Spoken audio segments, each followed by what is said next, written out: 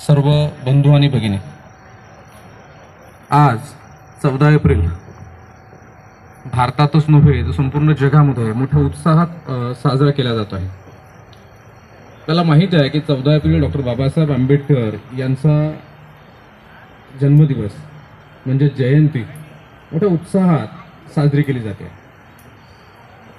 या जयंतीच्या निमित्त जेव्हा डॉक्टर बाबासाहेब आंबेडकरांचा जन्म झाला त्या संदर्भामध्ये एक मोठे लेखक आहेत, कवी आहेत, सुखदेव ढानके.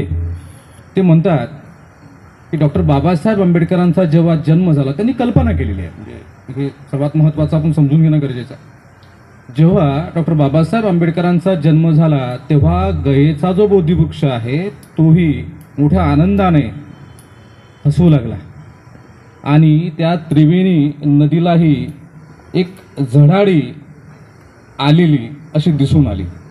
एक कवीच्या कल्पना आहेत, त्या कवीच्या कवी कल्पना करतो आहे की डॉक्टर बाबासाहेब आंबेडकरांचा जन्म झाल्यामुळे काय परिवर्तन झालं संपूर्ण या व्यवस्थेमध्ये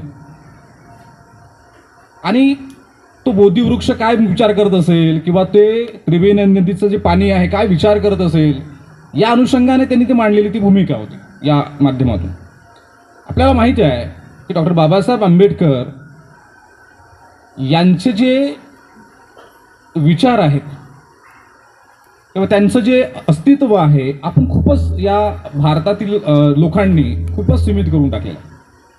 म्हणजे डॉक्टर बाबासाहेब आंबेडकरांना आपण भारतीय राज्यघटनेचे शिल्पकार आणि दलितांचे कैवारी एवढ्यापुरतं मर्यादित करून आपण मोकळे झालेलो आहोत. पण हे एक डॉक्टर बाबासाहेब आंबेडकर फक्त एवढ्यापुरते मर्यादित नाही आहे. डॉक्टर बाबासाहेब आंबेडकरांची जी भूमिका आहे, त्यांचं जे व्यक्तिमत्व आहे ते अथांग आहे, उत्कृष्ट आहे. डॉक्टर बाबासाहेब आंबेडकरांचं जे शिक्षण आहे खऱ्या अर्थाने जर बघितलं तर ते अर्थशास्त्रात झालं आणि अर्थशास्त्र या विषयात डॉक्टर बाबासाहेब आंबेडकरांनी MA केलं, PhD केलं, DSc पण इकॉनॉमिक्समध्येच आहे, MSc पण DSc प्लस त्यांची जे PhDचे प्रबंध पण आहे. म्हणजे 2 PhD आहे डॉक्टर बाबासाहेब आंबेडकरांच्या, 2 PG आहे, हे इकॉनॉमिक्समध्ये आहे. म्हणजे एवढं अस्तित्व, एवढं उत्तुंग असं व्यक्तिमत्व आणि त्यांच्या जीवनावर म्हणजे त्यांच्या विचारावर डॉक्टर बाबासाहेब आंबेडकरांनी मांडलेलं जे इकॉनॉमिक तत्वज्ञान आहे, अर्थशास्त्रीय तत्वज्ञान आहे, त्यावर 6 नोबेल आतापर्यंत मिळालेले आहे. त्यामधलं भारतामधलं एक अमर्त्य सेन यांना मिळालेलं आहे. जॉन रॉल्स नावाचे एक विचारवंत होऊन गेलेले आहेत, त्यांचं 2002 मध्ये डेट झालेली आहे. त्यांचं जे प्रबंध होता त्यालाही नोबेल मिळालेला आहे, अर्थशास्त्राचे जे नोबेल आहेत. म्हणजे एक सांगण्याचं तात्पर्य हे आहे की डॉक्टर बाबासाहेब आंबेडकर हे उत्कृष्ट जागतिक कीर्तीचे अर्थशास्त्रज्ञ होते. त्यांचे जे कार्य आहे ते खूप व्यापक स्वरूपाचे आहेत. पण काय केलेलं आहे आपल्या व्यवस्थेमध्ये एक हेतुपुरस्कर पाठ्यपुस्तकांमध्ये आपण बालपणापासून वाचत आलेलो आहोत की दलितांचे कैवारी म्हणून डॉक्टर बाबासाहेब आंबेडकर शिकवले जातात.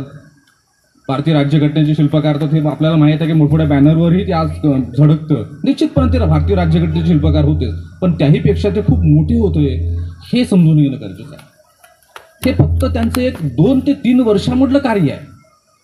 त्यांचं आपण 1920 पासून ते 1956 पर्यंतचे जे कार्य आहे ते बाकीचं विसरून जातो आणि एका कार्यामध्ये आपण काय करतो, आपण स्वतः म्हणजे रममान होऊन जातो. इथे आपल्याला हे समजून घेणं गरजेचं आहे की डॉक्टर बाबासाहेब आंबेडकर आपण आपल्या सोयीप्रमाणे घेतो.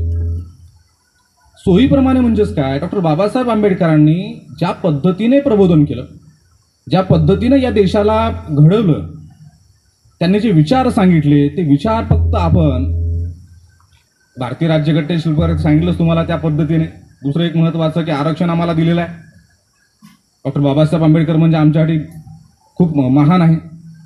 पण मूळ त्यांचे जे विचार खऱ्या अर्थाने जे समाज जीवनात आजही रुजायला पाहिजे ते आजही रुजताना आपल्याला दिसत नाही. त्यांनी आपल्याला माहीत आहे की ॲनिहिलेशन ऑफ कास्ट, जाती निर्मूलन नावाचा ग्रंथ लिहिलेला होता. नव्हे तर ते एक भाषण होतं आणि ते भाषण त्यांचं होऊ शकलं नाही की जातपात तोडक मंडळ या ठिकाणी ते भाषण बाबासाहेबांना द्यायचं होतं.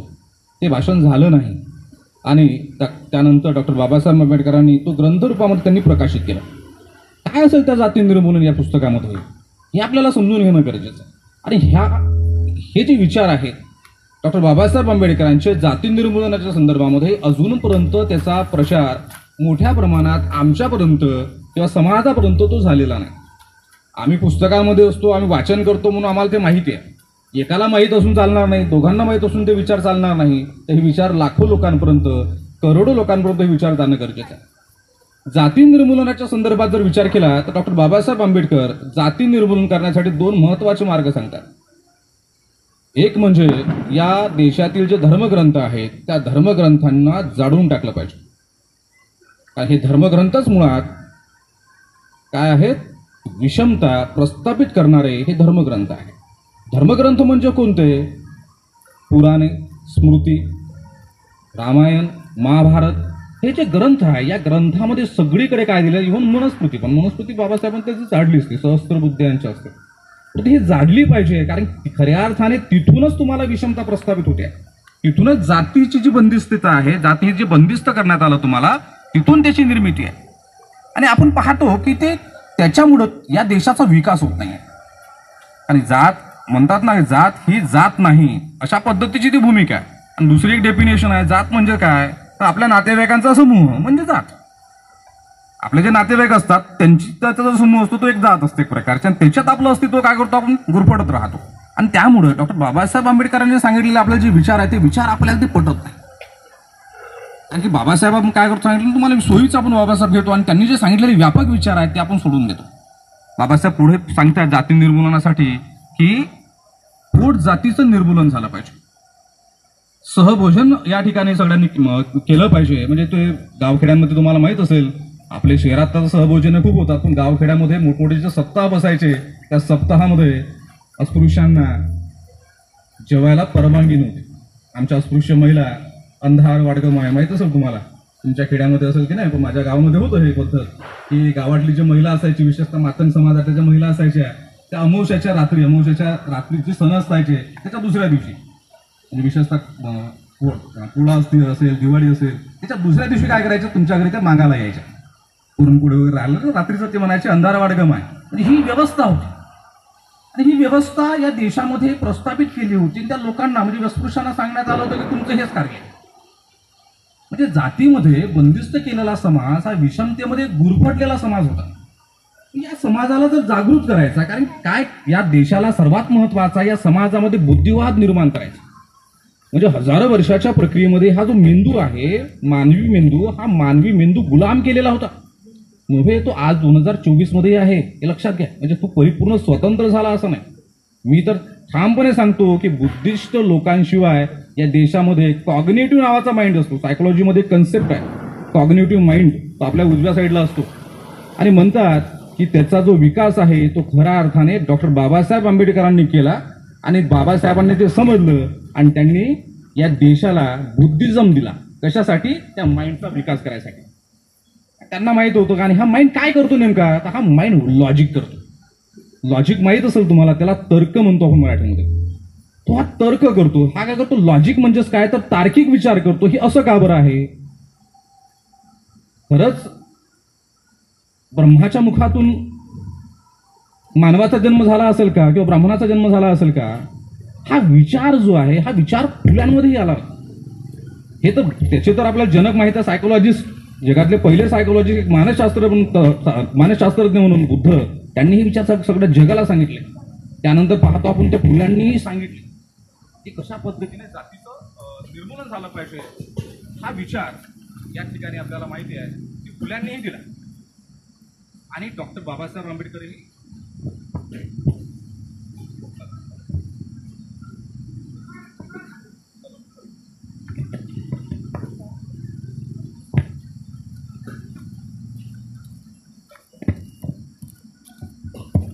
हॅलो म्हणजे डॉक्टर बाबासाहेब आंबेडकरांनीही जाती निर्मूलनाचा विचार या ठिकाणी दिलेला दिसून येतो.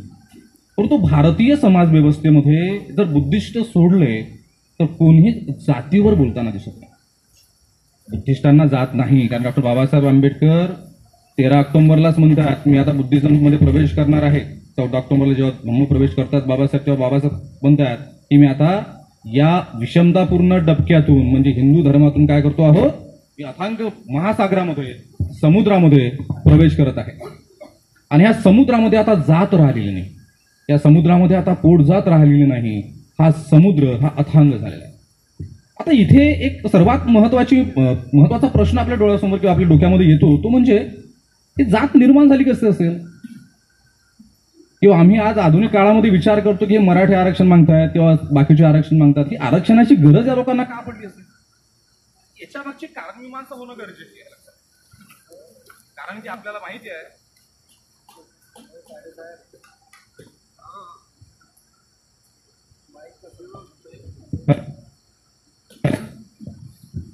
हॅलो हा आपल्याला हॅलो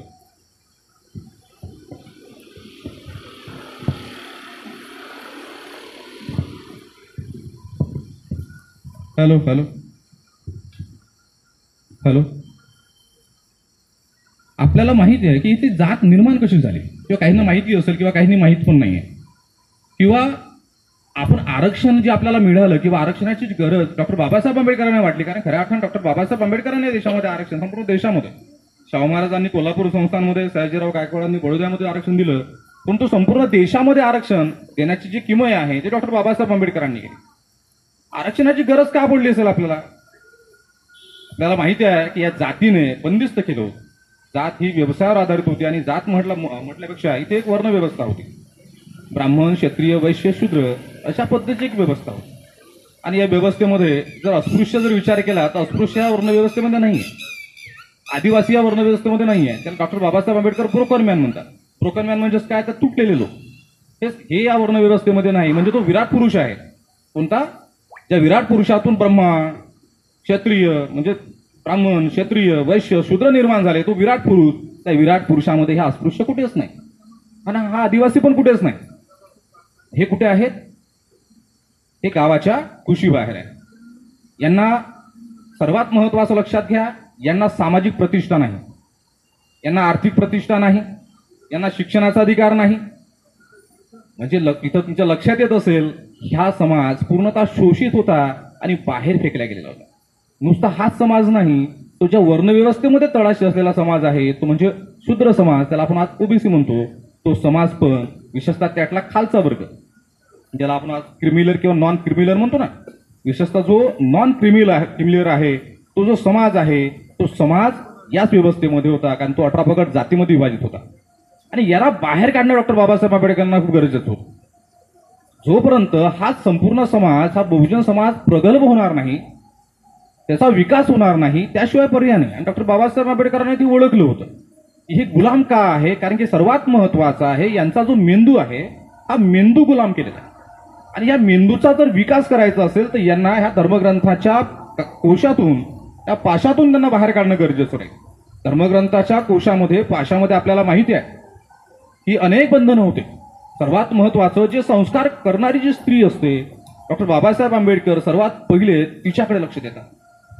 म्हणजे डॉक्टर बाबासाहेब आंबेडकर विविध महिलांच्या जे सभा घेतात, संमेलनं घेतात, त्या महिलांच्या सभा संमेलनांमध्ये स्त्रीला आवर्जून सांगतात आणि विशेषतः पुरुषांनाही सांगतात की तुम्ही आणि तुमची स्त्री ज्या पद्धतीने तुम्ही घराचा संसार चालवता त्या पद्धतीने तुम्ही समाजाचाही संसार चालवायला पाहिजे.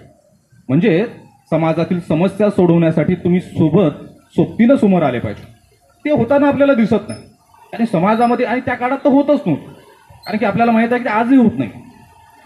कारण सर्वात महत्वाचं आहे, डॉक्टर बाबासाहेब आंबेडकरही म्हणतात, कारण सांगेन तुम्हाला की आपण सोयीचं घेतो. पहिलं जाती निर्मूलनाच्या संदर्भामध्ये, दुसरं पितृसत्ताक व्यवस्था. आपल्याला माहित आहे पितृसत्ताक व्यवस्थेमध्ये काय, घरचा जो कुटुंब प्रमुख आहे तो श्रेष्ठ आहे. आपल्या स्त्रीला काहीच दर्जा नाही, स्त्रीला, महिलेला काहीच दर्जा नाही. कारण ते घर काम करेल, दिवसभर काम करेल, बाहेरही करेल आणि घरी काम करेल. पुरुष मात्र तसं नाही. पुरुष दिवसभर काम करेल पण घरी आल्यानंतर काय करेल, तो मस्त पाय लंबे करून मोकळा होईल.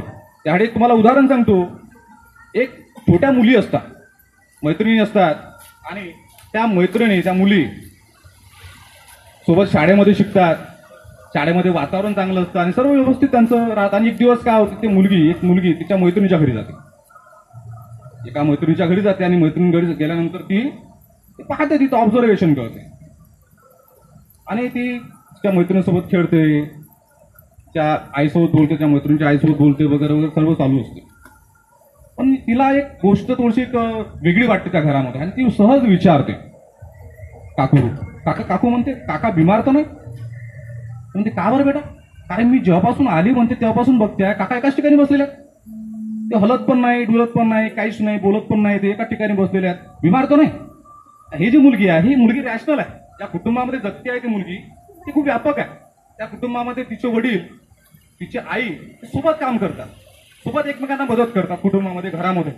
आणि आपण पाहतो घरामध्ये, कुटुंबामध्ये जर ते सोबत मदत करत आहे तर त्या मुलीला खूप वेगळं वाटतं. दुसऱ्या कुटुंबामध्ये हे जे वडील आहेत ते माझ्या मैत्रिणींच्या आईला मदतच करत नाही, एका ठिकाणी बसलेले. हे लक्षात घ्या. याचं उदाहरण सांगण्याचं तात्पर्य माझं हे आहे की एक कुटुंब आपल्याला समाजात असं दिसतं आहे की त्या कुटुंबामध्ये समता आहे, आणि एक कुटुंब असं दिसतं आहे की त्या घरामध्ये विषमता आहे. कारण की सगळे काम ते बाईच करणार का? कारण तो घरामध्ये नोकरीवर जातो का, तो घरामध्ये बाहेर जातो, हे समजून घेणं गरजेचं आहे की या ठिकाणी सर्वात महत्वाचं आहे की समता प्रस्थापित झाली पाहिजे. कारण की आम्ही काय केलेलं आहे, आम्ही या देशामध्ये पितृसत्ताक जी व्यवस्था आहे ती कशी मजबूत होईल या अनुषंगाने जिथला पुरुष विचार करतो. डॉक्टर बाबासाहेब आंबेडकर याच्या संदर्भात खूप व्यापक विचार करत होते. मी तुम्हाला एक दोन रेफरन्स बाबासाहेबांनी सांगतोय की डॉक्टर बाबासाहेब आंबेडकर जेव्हा पितृसत्ताक कुटुंब पद्धती आहे, पितृसत्ताक कुटुंब पद्धती म्हणजेच काय, त्या घरामध्ये फक्त पुरुषांचंच वर्चस्व झालं, आणि हे पुरुषांचं जे वर्चस्व आहे ते डॉक्टर बाबासाहेब आंबेडकरांना मान्य नव्हतं. हे सर्वात महत्वाचं समजून घेणं गरजेचं आहे. डॉक्टर बाबासाहेब आंबेडकर म्हणायचे की दोघंही महत्वाचे आहेत, स्त्री आणि पुरुष हे दोन्ही महत्वाचे आहे. आणि दोघांचंही एक प्रकारचं म्हणजे आपल्याला इथं मातृसत्ताक व्यवस्थाही प्रस्थापित करायची नाही आणि पितृसत्ताक व्यवस्थाही प्रस्थापित करायची नाही, तर सर्वात महत्वाचं आहे की दोघांचीही सत्ता या ठिकाणी निर्माण करायची. म्हणजे या घरामध्ये दोघांचंही ऐकण्यात आलं पाहिजे आणि दोघांचे विचार हे काय केले पाहिजे, तुम्ही अंगीकारले पाहिजे. म्हणजे कुटुंब पद्धतीमध्ये जर विचार केला तर पिता हा कुटुंबाचा प्रमुख असतो व स्त्रियांची गुलामगिरी हाच खऱ्या अर्थाने सामाजिक एक विचार आपल्याला या ठिकाणी समाज व्यवस्थेमध्ये पाहायला मिळतो. ही स्त्री एक गुलाम राहते कारण तिला स्वातंत्र्य नाहीये, आणि हे स्वातंत्र्य आपल्याला माहित आहे ह्या व्यवस्थेने हरवून घेतलेलं होतं.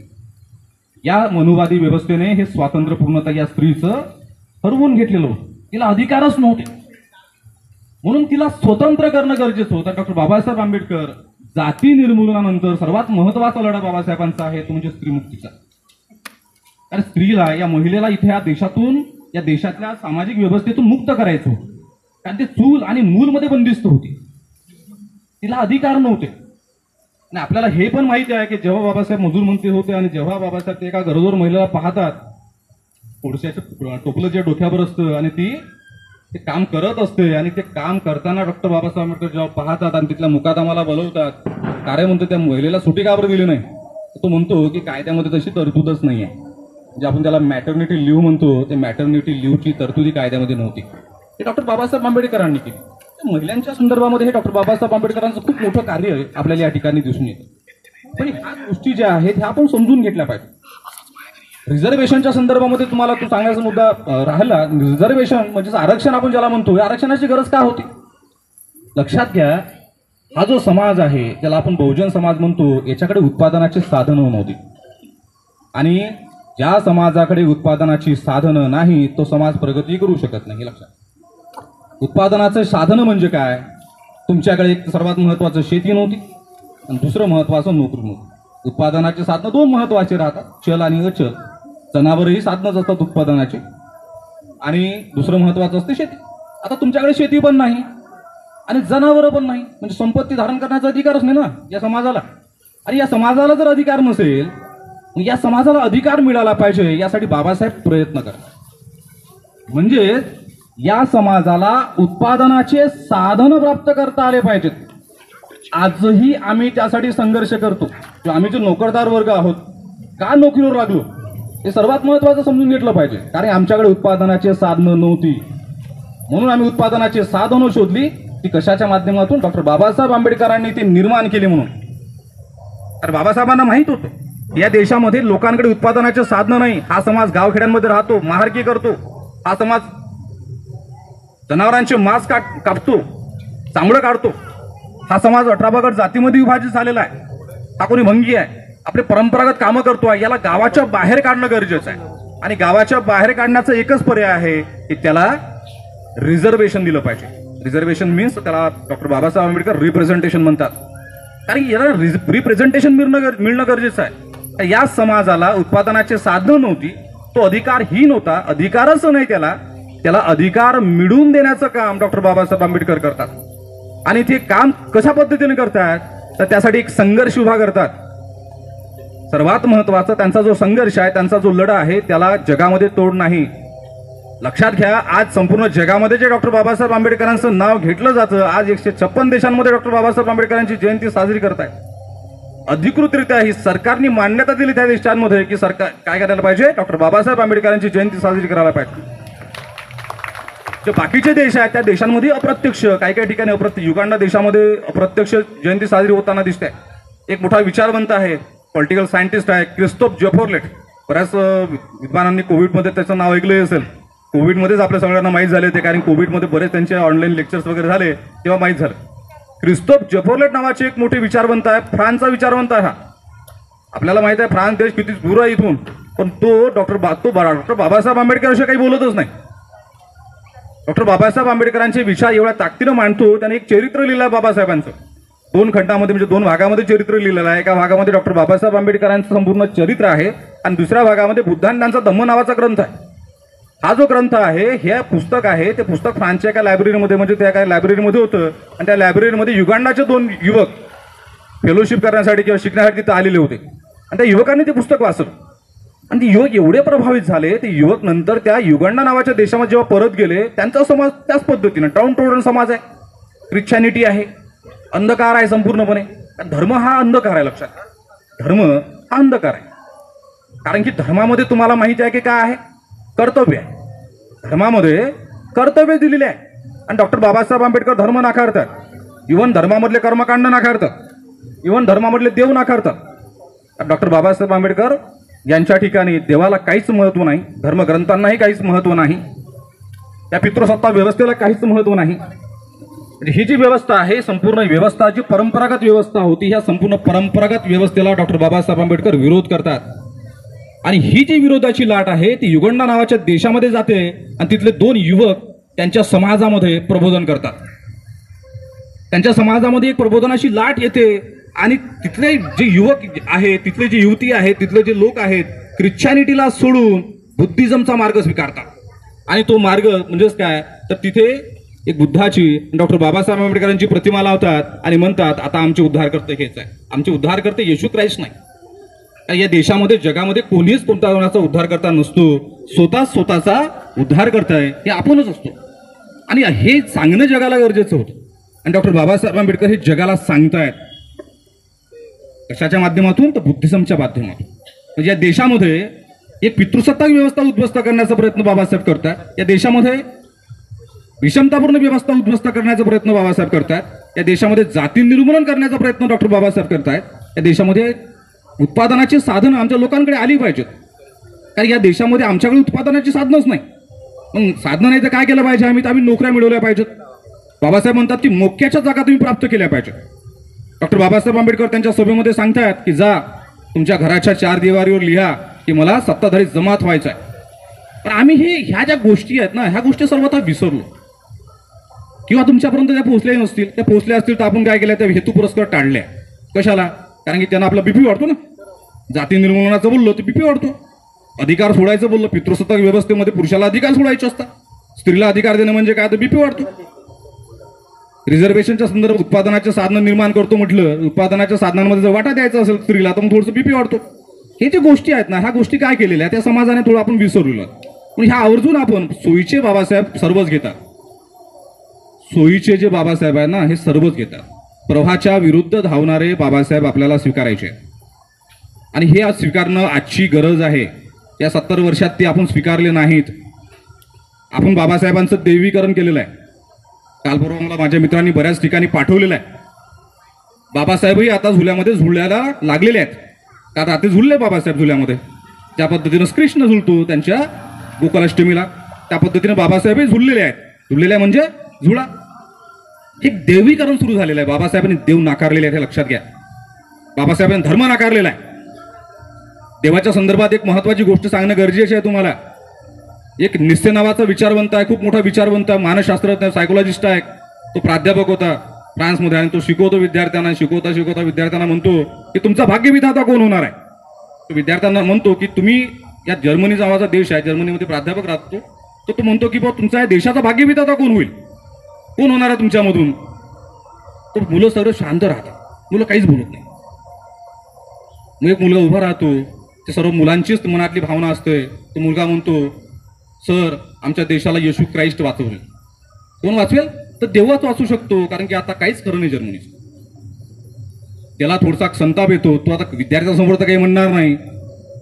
तो म्हणतो, विद्यार्थी हो, आपला क्लास उद्याला 11 वाजता कुठे होईल, आपल्या पोर्चमध्ये होईल. त्या सर्व विद्यार्थ्यांना तो पोर्चमध्ये बोलवतो आणि येशू ख्राइस्टचा एक पुतळा आणतो. ही रिअल घटना आहे, वास्तविक घटना. येशू ख्राइस्टचा तो पुतळा आणतो आणि त्या पुतळ्याला बेदम मारतो तो चौकात. आणि विद्यार्थ्यांना, सर्व विद्यार्थी गोल गोल उभे राहतात आणि म्हणतो, बघा आम्ही तुमच्या देवाला मारून टाकलंय. आता बघा तुमच्या देवाला मी मारून टाकलेलं आहे, आता तुम्हाला कोण वाचवेल.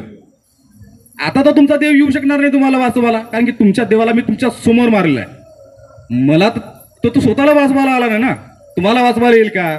मग युवकांनी स्वतः एकमताने एल्गार दिला, आता आम्हाला वाचवायला कोणी येणार नाही, आम्हीच आमच्या देशाला वाचवू. ही जी ऊर्जा आहे, ही ऊर्जा डॉक्टर बाबासाहेब आंबेडकरांनी या देशात निर्माण करायची होती.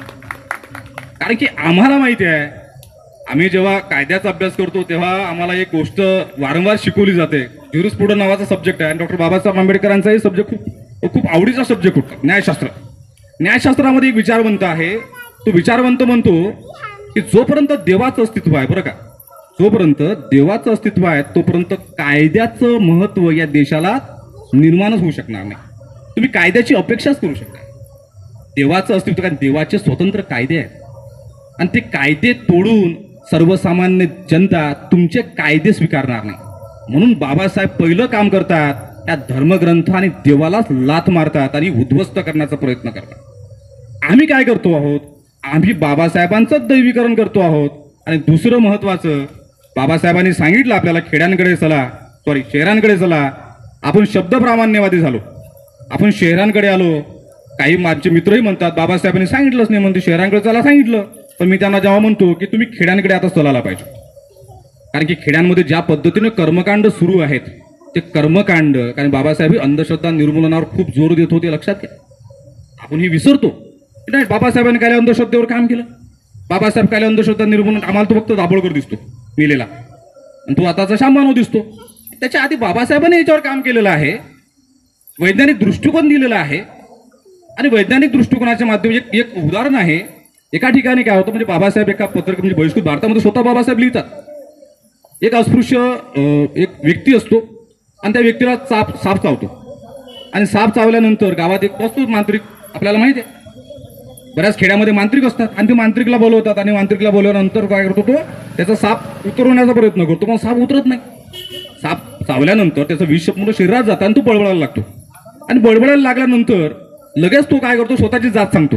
जात असते वेगळीच, तो जात सांगतो मी कोण आहे,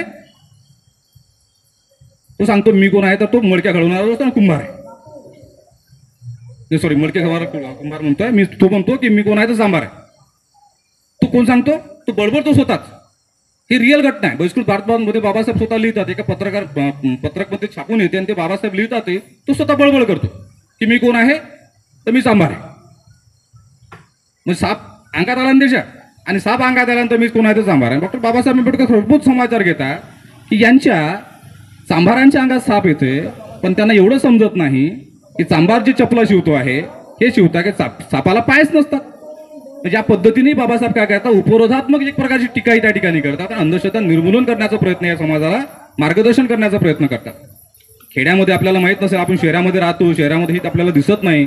खेड्यांमध्ये 1980च्या दशकानंतर खूप मोठ्या महाराजांचं प्रस्थ वाढलेलं आहे. शिवाजी महाराज एक महाराज होते, पण आपल्या देशामध्ये अनेक महाराज, महाराष्ट्रामध्ये, देशात महाराज नसतात, महाराज हे महाराष्ट्रामध्येच आहे. कारण की ही कन्सेप्ट मुळात काय झालेलं आहे, महाराज ही कन्सेप्ट मुळात शिवाजी महाराजांपासून आली. आणि आम्ही काय केलं, आम्ही म्हणजेच काय इथली जी विषमतापूर्ण व्यवस्था आहे ती व्यवस्था खूप मायक्रो प्लॅनिंग करते बरं का. याचं आपल्याकडे आपण आपलं जे आहे ना त्या व्यवस्थेकडे लक्षच नाहीये. त्या व्यवस्थेने काय केलं, मायक्रो प्लॅनिंग करून काही खेड्यांमध्ये महाराज पेरले. शिवाजी महाराज एकच महाराज. त्याच्या आधी जर तुम्ही विचार केला ना, इतिहासाचे प्राध्यापक असतील त्यांना माहित असेल, एकही महाराज नाही आहे. सम्राट अशोक आहे, सम्राट चंद्रगुप्त मौर्य आहे, आधी जर विचार केला संपूर्ण भारतामध्ये विचार करा, संपूर्ण महाराज कल्सेपी शिवाजी महाराजांपासून येते आणि ते वेगळ्या अर्थाने येते. त्याचा एक वेगळा संदर्भ आहे, त्याच्यावर संशोधन सुरू आहे अजूनही, हे लक्षात. आणि नंतर काय केलं आम्ही, आमच्या व्यवस्थेमध्ये, समाज व्यवस्थेमध्ये अशा विघातक प्रवृत्ती निर्माण झालेल्या आहेत. त्या काय करतात, सूक्ष्मरित्यामध्ये हवं पण माहीत असेल तुम्हाला, हरिभक्त परायण जे परायण करतात गावामध्ये आणि विषमतापूर्ण व्यवस्था सांगतात, ती RSSचे प्युअर कॅडर असतात, RSSचे कार्यकर्ते असतात आणि गावामध्ये काय करतात, विषमता पेरण्याचं काम करतात. म्हणजे बुद्धिझमचा जो प्रचार आहे, प्रभाव आहे, जो निर्माण होत होता 80च्या दशकामध्ये, खूप प्रभाव निर्माण झालेला होता गावखेड्यांमध्ये. पण नंतरच्या कालावधीमध्ये बुद्धिझमचा प्रभाव गावातून लुप्तप्राय झालेला आहे. हे कर्मकांड, बुद्ध एकीकडे असतो, एकीकडे त्यांचा महाराज असतो. एकीकडे बुद्ध राहतात, एकीकडे महाराज. बुद्धाचा तिडा पुसून काय करतात, त्या महाराजाचा कपाळाला लावतात, त्याचा पुसून बुद्धाला लावतात. कोण करतायत हे बुद्धिस्ट लोक करतायत. बाकीच्यांच्याकडून आपण अपेक्षा करू शकत नाही, कारण की ते कर्म त्यांना बुद्धीच नाहीये, ते कर्मवादी आहेत, ते धर्मवादी आहेत. परंतु जो समाजाला डॉक्टर बाबासाहेब आंबेडकरांनी या गर्तेतून बाहेर काढलं, अथांग महासागरात टाकलं, तो समाज काय करतो होय, तो समाज आता दैववादाकडे झुकत चाललेला आहे. पर्याय शोधला त्याने. अरे पर्याय नव्हता ना, कारण डॉक्टर बाबासाहेब आंबेडकर देव नाही, बुद्ध देव नाही. मग आम्ही आता पर्याय शोधलेले आहेत. आम्हाला आता महाराजाची गरज पडायला लागलेली आहे. जादू, धुपा, अंगारा आहे ना, ते खायची इच्छा आमची होत आहे. आता 1956 नंतर ते आम्ही आता विसरलो होतो, पण त्याची इच्छा आता शहरामध्ये कमी आहे. शहरामध्ये बरेच लोक, आम्ही तुम्हाला हजारो लोक सांगू शकतो शहरामध्ये कोणते कोणते काय काय आहेत, कोणते कोणते कुठे कुठे कर्मकांड करतात, सगळं माझ्याकडे लिस्टच आहे. आणि गावामध्ये तर सांगण्याची गरज नाही. गावामध्ये तर एवढं भयानक आहे की प्रत्येक गावामध्ये बुद्धिस्ट लोकांच्या सांगण्यात येते, महाराज येतात सांगण्यात. ही कुठे ना कुठे आपण याच्यावर कुठे ना कुठे लक्ष दिलं पाहिजे. म्हणून एक इथे हा संपूर्ण महत्वाचं म्हणजे आपल्या सारख्या जे शहरामध्ये राहतो, आपण सर्व खेड्यातलेच आहोत आणि जे शहरामध्ये आलेलो आहोत, आपलं सर्व व्यवस्थित झालेलं आहे. आपण कुठे ना कुठे आपल्याला गावाकडे पण आता परत चला हा नारा देणं आपल्याला गरजेचं आहे. कारण की खेडे हे आता बाबासाहेब म्हणत होते विषमतेचे माहेरघर आहे, निश्चितपणे होते असते, पण अजूनही ते आहेच. आता आपण असा नारा देऊ शकत नाही शहरांकडे चला, शहरांकडे येऊन तर राहतील कुठं. मग तुम्हाला माहित आहे गावातल्या येतात कुठे राहतात, ते झुक्या झोपड्यामध्येच राहतात, पर्याय नसतो त्यांना.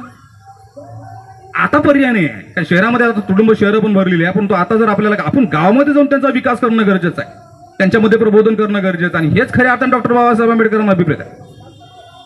हेच खऱ्या अर्थाने डॉक्टर बाबासाहेब आंबेडकरांनी या ठिकाणी अभिप्रेत आहे. कारण आपण बाबासाहेब फक्त सोयीचे घेतो, काही गरजेचं नाही. काय बाबासाहेबांनी इथं सर्वच निर्माण केलेलं आहे, काय करायचं शहरात जाऊन. शहरातले मुलं, खेड्यातले मुलं शहरात येतात आणि शहरातले होऊन जातात. ते गावामध्ये जाऊन, आपल्या स्वतःच्या गावामध्ये जाऊन तरी आपण प्रबोधन केलं पाहिजे. स्वतःच्या गावामध्ये जाऊन समस्या तरी आपण समजून घेतल्या पाहिजे, युवकांच्या काय, युवतींच्या काय. एक दिवस का होईना, वर्षातले 1 दिवस 2 दिवस तरी आपण ते कामं केली पाहिजेत. हेच खऱ्या अर्थाने डॉक्टर बाबासाहेब आंबेडकरांना या जयंतीच्या निमित्त श्रद्धांजली ठरेल. नाहीतर आपण सांगितलं, मी तुम्हाला, मी वारंवार बऱ्याच ठिकाणी हेच सांगतो की आपण फक्त जयंती उत्सव दरवर्षी साजरी करत राहू, विषमता ती गावखेड्यांमध्ये अजून दुप्पट वाढेल. आपल्यामध्ये वाढणार नाही. आपण रॅशनल आहोत, आपण बुद्धिवादी आहोत. मी तुम्हाला याआधी सांगितलं, आपला कॉग्निटिव्ह माइंड खूप डेव्हलप झालेला आहे. आता नव्हता, हजारो वर्षापर्यंत आपला नव्हता, तो आज डेव्हलप झाला. त्या आधारावर आपण ही विचार करतो, आपण तार्किक विचार करतो, लॉजिक करतो, विवेक आपल्याकडे आलेला आहे. पण आमच्या गावखेड्यांमधल्या आमच्या आया बहिणांमध्ये, आमच्या भावांमध्ये, आमच्या बहिणींमध्ये अजूनपर्यंत तो विचार आलेला नाही आहे. ते अजूनही तिथेच आहे जिथून डॉक्टर बाबासाहेब आंबेडकर आपल्याला काढून आणलेलं होतं, त्याच गर्तेमध्ये आहे. म्हणून आपण ह्या ठिकाणी समजून घेतलं पाहिजे. आणि म्हणून बाबासाहेब काय करतात, तुम्हाला बुद्धिझम देतात. बुद्धिझम काय देतात, कारण बुद्धिझम म्हणजे काय, तर बुद्ध धम्म आपण त्याला म्हणतो. विशेषतः बाबासाहेब धम्म हा शब्द वापरतात. धर्म आणि धम्मामधला फरक या ठिकाणी आपल्याला समजणं गरजेचं आहे. धर्म हे तुम्हाला कर्तव्य सांगतात, हे करा, सोमवार करा, मंगळवार करा, बुधवार करा, गुरुवार करा, शुक्रवार करा, शनिवार करा. म्हणजे कसाही दिवस राहिला नाही का, जो दिवस करू नका. कर्मकांड करायला सांगतात. त्र्यंबकेश्वरला जा, एवढा ग्रामचा साप द्या, साप म्हणजे ते फक्त नागोबा द्या, आणि सकाळी 5 वाजता स्नान करा, नोकरी लागते. बरेच तुम्ही युट्यूबवर व्हायरल व्हिडिओ पण झालेले होते की म्हणजे बेलपत्ता लावा, हे करा, ते करा. म्हणजे कर्मकांड भयानक आहे. कोण सांगतो हे धर्म सांगतो. आणि जो धर्म माणसाला माणूस समजत नाही, माणसाला जनावरांपेक्षाही कुत्र्या मांजरांना पाणी पिण्याचा अधिकार, मंदिरांमध्ये प्रवेशाचा अधिकार, इतर लोकांना अधिकार, परंतु या म्हणजे सर्वसामान्य माणसाला तो अधिकार नव्हता. तो अधिकार हा धर्म नाकारतो. लक्षात घ्या, हा धर्म अधिकार नाकारणारा धर्म होता. आणि म्हणून बाबासाहेब या देशाला धम्म देतात. आणि हा धम्म कसा आहे, तर हा धम्म अधिकार सांगणार आहे, कर्तव्य देतच नाही तुम्हाला. बुद्धिझम जो आहे ना, तुम्ही जर अभ्यासताय किंवा आपण सर्वच बुद्धिझमचा अभ्यास करतो किंवा वाचन केलेला आहे, बुद्धिझम हा कुठेच तुम्हाला करा म्हणून सांगत नाही, कर्तव्य नाही बुद्धिझम मध्ये. बुद्धिझम मध्ये अधिकार आहे. अधिकार म्हणजेच काय, तर स्वातंत्र्य, समता, बंधुता आणि न्याय हे तत्व आहे. पंचशील आहे, आर्य अष्टांगिक मार्ग आहे, म्हणजे स्वतःचा विकास करायचा एक मूलमंत्र, एक महामंत्र ते आपल्याला दिलेला आहे. तुम्ही जर, आपण इथं बरेच लोक आहोत, इकिगाई सर्वांना वाचलं असेल. इकिगाई नावाचं एक छोटं पुस्तक आहे, जापानीज पुस्तक सर्वांनी वाचलं असेल. किंवा जेवढे जे बेस्ट सेलर बुक्स आहे ना, जे लोक बुद्धिझम वाचतात आणि बुद्धिझम वाचल्यानंतर जे बेस्ट सेलर बुक्स आपण जेव्हा वाचतो तेव्हा आपलं लगेच लक्षात येतं, हे जे सांगून राहिले ना, दुसरं तिसरं काहीच नाही, बुद्धिझम सांगतात. आणि सर्व बुद्धिझम म्हणजे काय, तर बुद्धिस्ट विचारधारा हे सांगताना आपल्याला दिसतंय. म्हणजे धम्म सांगतायत ते. मानवी व्यक्तिमत्व म्हणजे आपलं जे व्यक्तिमत्व आहे, हे व्यक्तिमत्व कसं उत्तुंग झालं पाहिजे, आपलं व्यक्तिमत्व हे आदर्श कसं झालं पाहिजे. कारण की एक माणसाचं एक व्यक्तिमत्व आहे, आणि व्यक्तिमत्व जर एक आदर्श आपल्याला करायचं असेल तर डॉक्टर बाबासाहेब आंबेडकरांनी दिलेला धम्म हे सर्वात महत्वाचं आहे. कारण बुद्धिझम भारतामध्ये आहे, परंतु आपल्याला कोणता गरजेचा आहे, तो उघड्या डोळ्यांचा बुद्ध आपल्याला गरजेचा आहे, बंद डोळ्यांचा नाही. हे आपण समजून घेतलं पाहिजे. इथं पण आपली गोळं काय होतं, चूक होऊन राहिलेली आहे. काय केलेलं आहे, इथं पण आपली चूक झाली. आपण बुद्धिस्ट घेतो ना, बुद्धिझम जो घेतलेला आहे तो बंद डोळ्याचा घेतला, जो कनिष्काने निर्माण केला पहिल्या शतकात. त्या मूर्ती आपल्या समोर नेहमी असतात बंद. बुद्ध नेहमी असे नव्हते, लक्षात घ्या. जे दाखवतात ना आपल्याला, बुद्ध नेहमी आपल्याला जे दाखवलं जातं की बुद्ध नेहमी डोळे बंद करून असायचे, लोकांना जागो करायला लागत होतं त्यानं, बुद्ध उठा उठा मला सांगा काहीतरी. बुद्ध नेहमी बंद डोळ्याचे नसायचे. बुद्ध विशेषतः वेळीच डोळे बंद करून ध्यान मग्न व्हायचे आणि सतत ते चालत राहायचे, सतत लोकांमध्ये राहायचे.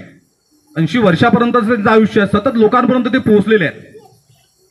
लोकांच्या समस्या ते जाणून घ्यायचे आणि त्यांचं जीवन सुखी कसं होईल. बुद्ध दैववादी नव्हते, बुद्ध कर्मकांड नव्हते करत, बुद्ध जादूटोणा मुळीच करत नव्हते. तर बुद्ध त्यांच्या अंतर्मनात डोकावत होते. आणि बुद्ध हे कोण होते, तर लक्षात घ्या, हे जगातले पहिले मानसशास्त्रज्ञ होते. त्यांच्या अंतर्मनात डोकावून त्यांच्या समस्या सोडवण्याचा प्रयत्न बुद्ध करत होते. त्यांच्या आरोग्याच्या समस्या सोडवण्याचे बुद्ध करत होते. एक अर्थ म्हणजे आपण त्याला म्हणतो हेल्थिस्ट, एक प्रकारचा आरोग्य शास्त्रज्ञ बुद्ध आम्ही अजूनपर्यंत आम्हाला दिसलेच नाही. ते त्यांना दिसले, कोणाला, येशू ख्राइस्ट त्यांना दिसले, ते मिशनरी त्यांना दिसलं, पण बुद्ध आम्हाला ते शोधताच नाही आला. तर बाबासाहेबांनी दाखवलंय आम्हाला, पण आम्ही ते सोडलं, आम्ही बंद, बस. ते चुकीचं आहे, लक्षात. आम्ही बुद्धही स्वीकारला पाहिजे, तो उघड्या डोळ्याचा. बुद्धाने जो वैज्ञानिक दृष्टिकोन दिला, वैज्ञानिक दृष्टिकोन म्हणजेच काय, कार्यकारण भाव. त्याला मराठीमध्ये सरळ सरळ जर विचार केला तर कार्यकारण भाव आहे. हे कशानं होतं किंवा काय असतं, याच्या मागचं कारण काय, हे आपण समजून घेतलं का कधी, हे समजून घेत नाही. म्हणूनच समाज, कारण की बुद्धिझम फक्त आपणच नाही, संपूर्ण भारतामध्ये ज्याही देशामध्ये किंवा ज्या समाजामध्ये गेलेला आहे, त्या समाजाने बाबासाहेब समोर ठेवून आणि बुद्ध या पद्धतीनं अध्ययन केलेलं आहे. ते व्यापकच झालेलं आहे. त्यांची एक पर्सनॅलिटी डेव्हलपच झालेली आहे. आणि पर्सनॅलिटी डेव्हलपमेंटसाठी बाबासाहेब सम्यक संकल्प, सम्यक भाषा, म्हणजे आर्य अष्टांगिक मार्ग आपण त्याला म्हणतो, हे सर्व बाबासाहेब देत आहेत. तर बाबासाहेब आंबेडकर स्त्रियांच्या संदर्भामध्ये एक बारीक सारीक गोष्टींवर विचार करायचे. महाडच्या सत्याग्रहामध्ये जेव्हा महिला आल्या, तेव्हा महिला विशेषतः लुगड्या घालून आलेल्या होत्या. आपल्याला माहित आहे की महिलांना लुगडं कसं घालायचं, कसं तुडी घालायची, हे पण समजत नव्हतं. म्हणजे काय, तर ती व्यवस्था तशी होती. व्यवस्था सांगायची, असंच परिधान केलं पाहिजे, असंच राहिले पाहिजे, असंच वागले पाहिजे. रस्त्यावर फिरण्याचा अधिकार नाही, कुठे जाण्याचा अधिकार नाही. आदिवासींची परिस्थिती आजही भयानक आहे. आजही आमचं एक दिल्लीचा एक काय म्हणतो आपण त्याला, रिसर्चर आहे. तो जेव्हा या बस्तरमध्ये गेलेला, बस्तर म्हणजे आपल्याला माहित असेल आदिवासी दंतेवाडा आदिवासी बहुल भाग आहे छत्तीसगड, तिथं तो विद्यार्थी गेला. आणि विद्यार्थी गेल्यानंतर तिथल्या स्त्रियांची काय अवस्था, 2024ची घटना आहे. तो तिथे गेला, त्याची एक काय म्हणतो स्कूल कॉलेज व्हिजिट होती, प्राध्यापक होता, आणि तो त्या परिसरामध्ये गेल्यानंतर पाहतो एक कुटुंब आहे. संपूर्ण सर्वे झाला, सगळं झाल्यानंतर तिथले जे विद्यार्थी आहेत त्यांना कुतूहल होतं की आपलं त्यांच्यासोबत फोटो काढू, आदिवासी लोकांसमोर. ते फोटो काढला. फोटो काढत असताना त्याला एक गोष्ट जाणवली. एका घरामधून एक महिलाच बाहेर येते आहे, एक महिला परत जाते आहे. जेव्हा एक महिला बाहेर येते तेव्हा एक महिला आतमध्ये जाते आहे. म्हणजे काय होते ती, म्हणजे लक्षात घ्या, जेव्हा फोटो काढायला ती महिला यायची, तिला कपडे घालायला पण त्या लोकांकडे कपडे पण नसायचे. त्याच्या मनावर एवढा परिणाम झाला की त्याने दिल्लीची नोकरी सोडून, चांगला तो प्राध्यापक होता दिल्ली विश्वविद्यालयात, नोकरी सोडून त्या आदिवासी समाजामध्ये त्या लोकांसाठी तो काम करतो. सांगण्याचं तात्पर्य इथे आहे की ध्येयवेडे लोक आजही जगामध्ये आहेत. त्या पद्धतीने डॉक्टर बाबासाहेब आंबेडकर ध्येयवेडे होते की या समाजातील स्त्रिया व्यवस्थित त्यांना परिधान करता येत नाही. त्यांना बाबासाहेबांनी सांगितलं की तुम्ही चांगलं नीटनेटकं राहिलं पाहिजे आणि लगेच दुसऱ्या दिवशी प्रभाव जाणवतो आणि सर्व महिला नीटनेटक्या होऊन येतात. हे वेगळे पण डॉक्टर बाबासाहेब आंबेडकरांचं आहे. आणि म्हणून या ठिकाणी सर्वात महत्वाचं आपण समजून घेतलं पाहिजे की या कर्मकांडांमध्ये म्हणजे आपण कर्मकांडांमध्ये गुंतून न राहता, कारण ह्या महिला पण कर्मकांडांमध्ये गुंतून होत्या. इव्हन रमाई पण कर्मकांडात गुंतून होते. आपल्याला माहिती आहे रमाईचं पण स्वप्न होतं बाबासाहेब मला एकदा तरी पंढरपूरला घेऊन चला. डॉक्टर बाबासाहेब म्हणायचे की कशाला पंढरपूरला जायचं, की आपण अशी पंढरी निर्माण करू या समाजामध्ये की जिथे अंधश्रद्धा नसतील, जिथे देवाला नमस्कार करण्याची चमत्कार करण्याची काहीच गरज पडणार नाही. आपण या देशाचा या समाजाचा उद्धार करू. हे सर्वात महत्वाचं या ठिकाणी समजून घेणं गरजेचं आहे. म्हणजे कर्मकांड सोडून संपूर्ण व्यवस्था परिवर्तन करण्याचं काम खऱ्या अर्थाने या महिलांवर असतं. कारण की स्त्रिया या संस्कार करणाऱ्या एक प्रकारच्या म्हणजे आपण त्याला म्हणतो ना की एक अधिकार त्यांच्याकडे असतो संस्कार करण्याचा.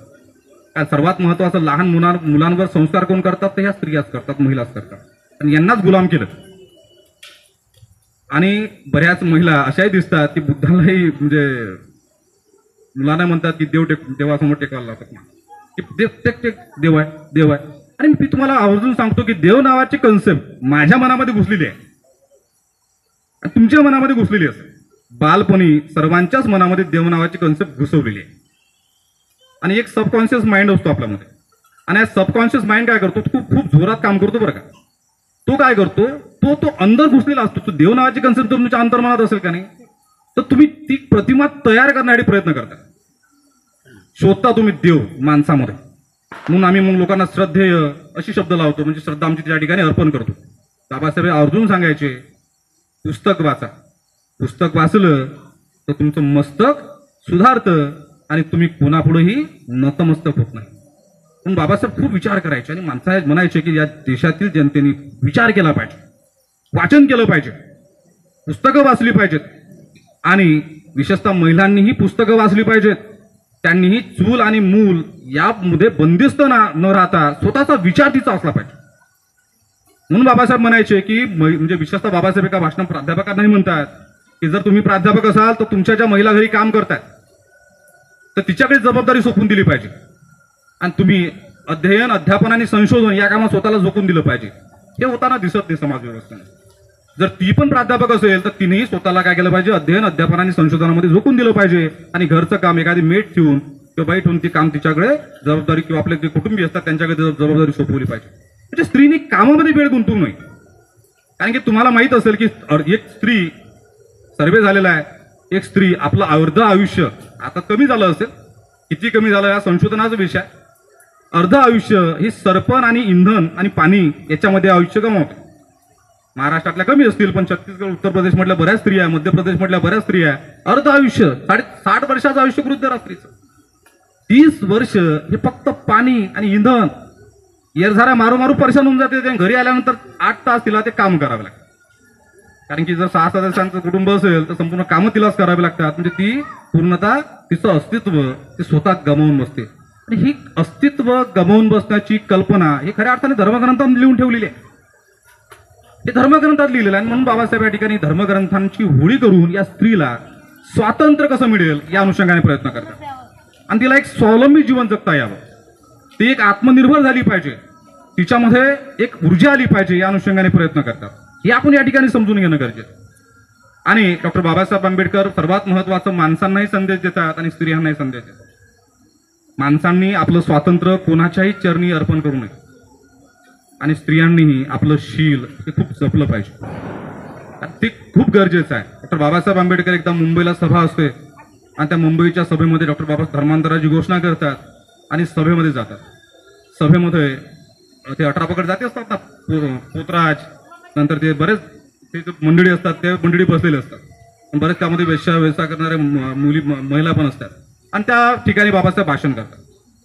आणि भाषण करताना बाबासाहेब म्हणतात की तुम्ही तुमचे जे परंपरागत व्यवसाय ते सोडले पाहिजे.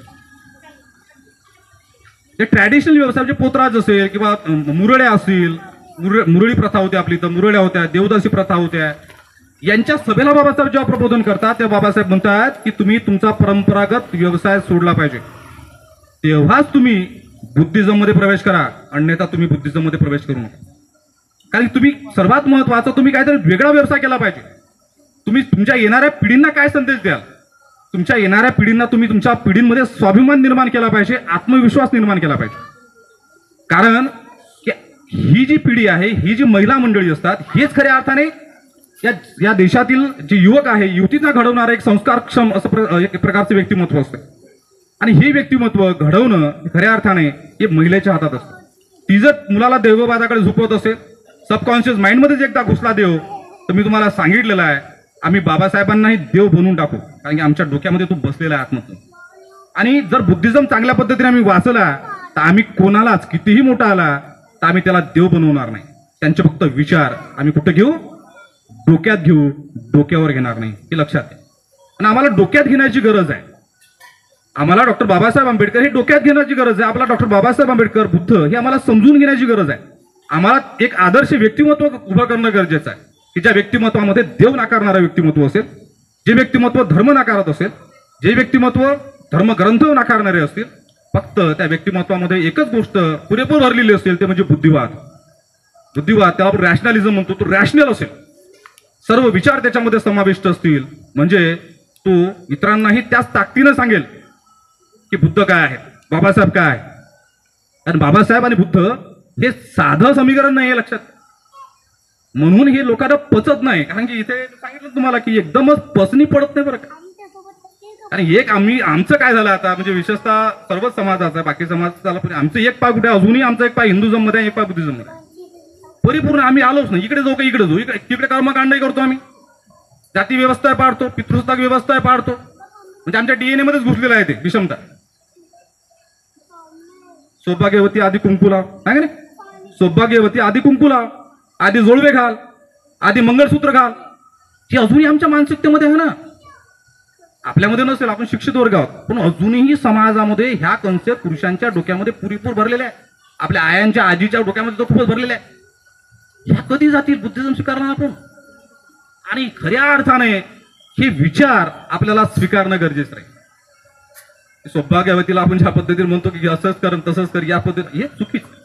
ही स्वतंत्र आहे, तिला जे करायचं आहे तिला ते अधिकार असले पाहिजेत. आणि हेच खऱ्या अर्थाने डॉक्टर बाबासाहेब आंबेडकरांची अपेक्षा होती, आणि हेच खऱ्या अर्थाने या देशामध्ये तथागतांची अपेक्षा होती. आणि शेवटच्या समारोहाकडे डॉक्टर बाबासाहेब आंबेडकर आपल्याला माहित आहे की भारतीय राज्यघटना देतात, राज्यघटनेमध्ये खूप महत्वाचे अधिकार आपल्याला देत आहेत. स्वातंत्र्याचा अधिकार देत आहेत, समतेचा अधिकार देत आहेत.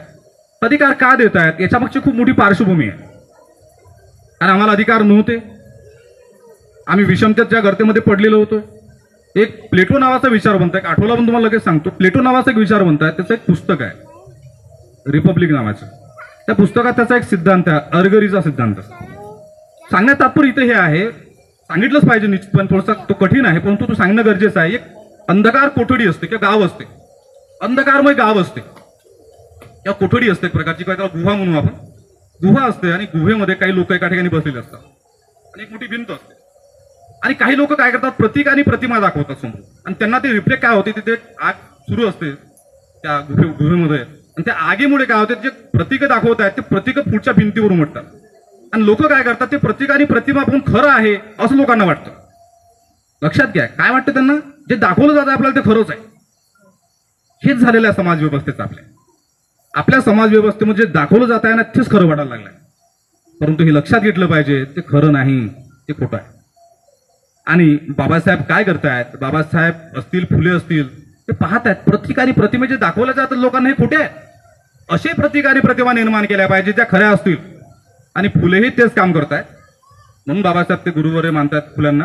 बुद्धही तेच काम करतात, कबीरही तेच काम करतात, नंतर बाबासाहेबही तेच काम करतात. म्हणजेच काय, ज्या अंधारात आपण पडलेलो आहोत, आपण सर्व अंधारात होतो आपण आतापर्यंत. बाबासाहेब काय करतात, अंधारातून एक माणूस घराच्या बाहेर जातो, गावाच्या बाहेर जातो. गावात माहिती आहे आपल्याला अंधार आहे, त्या गुहेमध्ये अंधार आहे, प्रतीक आहे, प्रतिमा आहे, अंधश्रद्धा आहे, कर्मकांड आहे. तो बाहेर जातात. बाबासाहेब किंवा एक व्यक्तिमत्व, एक शिक्षित व्यक्ती काय करेल, त्याच्यातून बाहेर जाईल. 100 लोक गृहीत धरतात गुहेमध्ये आहे, आणि एक बाहेर गेला, त्याला उजीळ दिसला, त्याला सूर्य दिसलं, त्याला चंद्र दिसला, त्याला पक्षी दिसले, पशुपक्षी दिसले, सर्व व्यवस्थित दिसत आहे. जेव्हा तो पाहिल तो म्हणेल की मला जे दाखवलं जातं हे सगळं चुकीचं होतं, हे जगात तर वेगळंच आहे. पीके नावाचा चित्रपट बघितला तुम्ही, सांगण्याची गरज नाही, तो त्याच पद्धतीची एक प्रकारची कन्सेप्ट आहे त्याची, 2500 वर्षापूर्वी त्यांनी मांडलेली आहे. म्हणजे इथून एखादा युवक जेव्हा घराच्या बाहेर निघतो तेव्हा त्याला जग दिसतं. त्याचं कर्तव्य काय? त्याचं कर्तव्य 99 लोकांना प्रबोधन करणं आहे. बाबासाहेबांनी तेच केलं. सांगितलं तुम्हाला, बाबासाहेबांच्या नावावर 6 नोबेल मिळाले. बाबासाहेबांना कित्येक नोबेल मिळाले असते. ऑक्सफर्ड काय कोणत्या कोणत्या विश्वविद्यालयात त्यांचे आता नातू पंतूही तिकडेच राहिले असते, जसे गांधींचे आहे ना, राहिले असते. पण बाबासाहेबांनी ते केलं नाही, कारण बाबासाहेबांना माहित होतं मला उजेड दिसला, मी माझ्या समाजाला काय करेल, आता उजेड दाखवेल. हा उजेड दिसणार कसा त्यांना? तर उजेड दिसेल शिक्षणाने, उजेड दिसेल आरक्षणाने, उजेड दिसेल मला राजकीय स्वावलंबनाने, राजकीय आत्मनिर्भरतेने. यांच्यामध्ये एक राजकीय अस्मिता निर्माण करणं गरजेचं आहे, यांच्यामध्ये सामाजिक अस्तित्व निर्माण करणं गरजेचं आहे, यांच्यामध्ये स्वातंत्र्य निर्माण करणं गरजेचं आहे, समता निर्माण करणं गरजेचं आहे. त्या अनुषंगाने संपूर्ण हयातभर बाबासाहेबांचा जीवन प्रवास खऱ्या अर्थाने 1920 मध्ये सुरू होतो. 20 मध्ये मूकनायक, नंतर बहिष्कृत भारत, नंतर आपण जनता प्रबुद्ध भारत नावाचे पाक्षिक काढतात, सामाजिक चळवळी करतात, अमरावतीला येतात, अमरावतीच्या मंदिर सत्याग्रह करतात. ज्या मंदिर सत्याग्रहामध्ये वैश्याला प्रवेश होता, अस्पृश्यांना प्रवेश नाही. कुत्रे मांजरं जाऊन तिथे ते नैवेद्य खात होते, अस्पृश्यांना प्रवेश नाही. तो सत्याग्रह करतात. मुखेड नावाचं एक गाव आहे साताऱ्यामध्ये, त्या मुखेड नावाच्या गावात तर पायदल चालणं रस्त्यावरून प्रवेश नव्हता, मंदिरात जाऊ देत तो दूरची गोष्ट, प्रवेश नव्हता. आणि तिथे बाबासाहेब सत्याग्रह करतात, 14 तळ्याचा सत्याग्रह करतात. पाणी पिण्याचा अधिकार, किती विषमतापूर्ण व्यवस्था असली पाहिजे, किती बुरसटलेले विचार असले पाहिजे व्यवस्थेचे, किती मागास असली पाहिजे यांची बुद्धी, क्यू येते आपल्याला. हे प्रवेश नाही म्हणजे किती भयानक. हे बाबासाहेब पहिले सामाजिक लढे उभारतात आणि लोकांमध्ये प्रबोधन निर्माण करतात की तुम्ही माणसे आहात आणि माणसासारखे जगले पाहिजे. बाबासाहेब म्हणतात की तुम्ही सिंहाचे बछडे आहात आणि तुम्ही सिंहासारखेच दहाडले पाहिजे आणि तुमचं अस्तित्व तुम्ही निर्माण केलं पाहिजे. आणि ते अस्तित्व नंतर या समाजाने निर्माण केलेलं आपल्याला दिसून येतं. राजकीय माध्यमातून सुधारणा करतात आणि नंतर शेवटच्या क्षणी जेव्हा संविधान निर्मितीचं कार्य येतात त्यामध्ये स्वतः आपल्या बुद्धीची कसोटी पणाला लावून एक एक कलम रात्रंरात्र दिवस बसून व्यवस्थितपणे लिहून घेतात. आणि या समाजालाच नव्हे, फक्त बुद्धिस्टांनाच नव्हे, जे आताचे पूर्वाश्रमीचे जे महाराज त्यांना नव्हे, तर ओबीसींना, जो समाज उत्पादन साधनापासून अलिप्त होता, ज्या समाजाकडे उत्पादनाची साधनं नव्हती, त्यांना सर्वात पहिले शिक्षणाचा अधिकार देतात. शिक्षण मिळालं तर तुम्हाला नोकरी मिळेल, नोकरी मिळाली तर तुमच्याकडे उत्पादनाचे साधनं येतील, उत्पादनाचे साधनं आले तर तुम्ही आत्मविश्वास तुमच्यामध्ये निर्माण होईल, आत्मविश्वास निर्माण झाला तर तुमच्या सामाजिक प्रतिष्ठा प्राप्त होईल. आणि हेच बाबासाहेबांना अभिप्रेत होते. इथला प्रत्येक व्यक्तीला सामाजिक प्रतिष्ठा प्राप्त झाली पाहिजे आणि ती सामाजिक प्रतिष्ठा डॉक्टर बाबासाहेब आंबेडकर संविधानाच्या माध्यमातून आपल्याला देतात. आणि पुढे त्या प्रतिष्ठेला एक कळस आपण ज्याला म्हणतो ते बुद्धिझमच्या माध्यमातून, बुद्ध धम्माच्या माध्यमातून आपल्या पुढे ठेवतात आणि आपल्याला बुद्धिझम किंवा बुद्ध धम्म आपल्याला देतात. आणि या भारताचंच नव्हे तर संपूर्ण जगाचं कल्याण करतात. आम्ही सांगितलं तुम्हाला की बुद्ध बाबासाहेब जे देत आहेत आपल्याला, तो एक स्वतंत्र बुद्ध आहे. तो बुद्ध वैज्ञानिक दृष्टिकोन स्वीकारणार आहे. तो बुद्ध आर्य अष्टांगिक मार्ग सांगणार आहे, पारमिता सांगणार आहे, प्रतित्य समुत्पाद सांगणार आहे. तो बुद्ध आपल्याला गरजेचा आहे आणि तो बुद्धच खऱ्या अर्थाने आपला उद्धार करू शकतो, श्रीलंकेतला बुद्ध नाही. हे सर्वात महत्वाचं. तो कर्मकांडांकडे घेऊन जाणार आहे. तो तुम्हाला उपवास करायला लावतो, तो तुम्हाला नवसही करायला लावतो. तो अजून वाट पाहतो येणाऱ्या धर्मगुरूची. दलाई लामा येणार आहे, त्यांचा पुनर्जन्म झालाय म्हणतात, तिथे तो पुनर्जन्म स्वीकारणारा असतो. त्यामुळे खरा बुद्ध जो बाबासाहेबांनी अथक परिश्रम करून, तब्येतीची काळजी न करता, तब्येत खिडखिडी झालेली आहे, शरीर खिडखिड झालेलं आहे, तरीही अथक परिश्रम करून काय करतात, एक एक पेज लिहून काढतात आपल्या आयुष्याच्या शेवटच्या क्षणापर्यंत आणि आपल्याला एक मुक्तीचा मार्ग देतात. आम्ही त्या मुक्तीचा जो मार्ग आहे, जो परिश्रम बाबासाहेबांनी केलं, तो विसरून आम्ही वेगळ्या वाटेने प्रवास करायला लागतो. आणि ही वेगळी वाट आपली नाही आहे. वेगळी वाट लक्षात घ्या, ही बुद्धिवादी लोकांची नाही आहे. आणि जे वेगळ्या वाटेने जातात त्यांनाही त्या वाटेवरून बाहेर काढण्याची जबाबदारी आपली आहे. आणि ही जबाबदारी आपणच पार पाडू शकतो. आणि ही जबाबदारी आपणच हजारो वर्षाच्या प्रक्रियेमध्ये पार पाडलेली आहे. त्या लोकांना गुलामगिरीतून काढण्याची जबाबदारी आपलीच आहे आणि आपणच ती पूर्ण करू. आपल्याला माहित आहे ते येणार नाहीत, एकदम परिवर्तन करणं हे शक्य नाही त्यांच्या डोक्यामध्ये. इतर समाजामध्ये आपण पाहतो, परंतु हे करावं लागेल. जे डॉक्टर बाबासाहेब आंबेडकरांचं कार्य आहे, आणि बौद्ध महासभाच्या माध्यमातून डॉक्टर बाबासाहेब आंबेडकरांची खूप मोठी भूमिका होती. त्यांना माहित होतं की भारत हा बुद्धमय करायचा आहे. बुद्धमय करायचा आहे म्हणजे प्रत्येकाच्या घरात आपल्याला बुद्धाची मूर्ती प्रस्थापित करायची नाहीये. प्रत्येकाच्या घराला आपल्याला अशोक चक्र लावायचं नाहीये. तर प्रत्येकाच्या डोक्यामध्ये आपल्याला वैज्ञानिक दृष्टिकोन विकसित करायचा आहे. स्वातंत्र्य, समता, बंधुता आणि न्याय हे तत्व त्यांच्या अंतर्मनात पेरायचे आहे. एवढं जरी आपण केलं, दोन महत्वाच्या गोष्टी, स्वातंत्र्य, समता, बंधुता आणि न्याय आणि वैज्ञानिक दृष्टिकोन जरी आपण त्याच्या डोक्यात पेरला, तर भारत बुद्धमय होण्याच्या दिशेने आपण वाटचाल करू. आणि हेच खऱ्या अर्थाने महत्वाचे तत्व आहे. आणि इथूनच खऱ्या अर्थाने देशाची आणि आपल्या स्वतःची प्रगती अवलंबून आहे. त्यापुढे निश्चितपणे आज डॉक्टर बाबासाहेब आंबेडकर जयंतीनिमित्त मला या ठिकाणी विशेषतः वानखडे मॅडम असतील, त्यांनी मला या ठिकाणी बोलण्याची संधी दिली. त्यानिमित्त मी त्यांचे सर्वात प्रथम या ठिकाणी आभार मानतो. आणि तुम्ही सर्वांनी माझं जे भाषण आहे थोडंसं शांत चित्तपणाने तुम्ही ऐकून घेतलं, त्याबद्दल तुमचेही सर्वांचे मी या ठिकाणी आभार मानतो. आणि माझे 2 शब्द या ठिकाणी मी संपवतो. जय हिंद.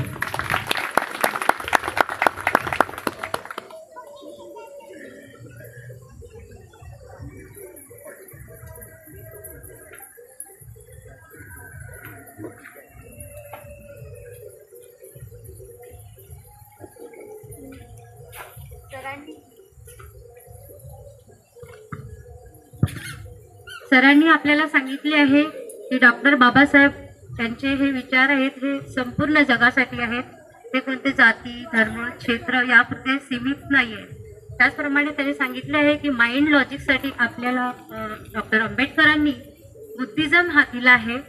आणि डॉक्टर बाबासाहेब आंबेडकरांच्या कार्याची संपूर्ण माहिती आपल्याला सरांनी दिली आहे. तर सरांचे या मार्गदर्शनासाठी मी त्यांचे खूप आभार मानते.